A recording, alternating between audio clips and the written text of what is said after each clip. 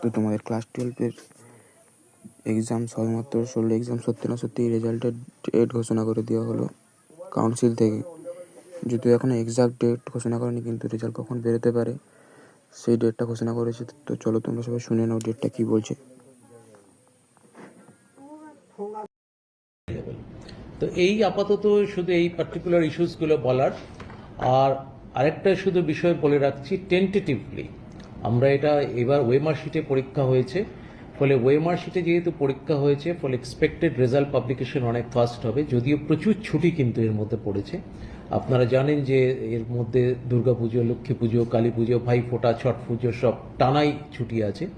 তা সত্ত্বেও আমাদের ফুল ফ্লেজভাবে কিন্তু ওয়েমার্কশিট স্ক্যানিং অ্যান্ড ইভ্যালুয়েশনের কাজ কিন্তু চলছে, এবং টোটাল প্রায় 38 লক্ষ 39 লক্ষ ওয়েমার্কশিট আছে গোটা রাজ্য থেকে। সবই কিন্তু কলকাতায় প্রসেস হচ্ছে সেন্ট্রালি, এবং আমরা আশা করছি টেন্টেটিভলি 31 অক্টোবর অথবা তার একটু প্লাস মাইনাস হতে পারে, তার আশেপাশে আমরা কিন্তু রেজাল্টটা বার করতে পারবো।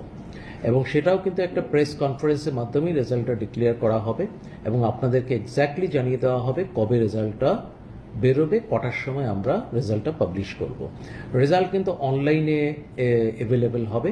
আমরা একটা প্রেস কনফারেন্স করব, প্রেস কনফারেন্সের পরেই কিন্তু এটা অনলাইনে রেজাল্টটা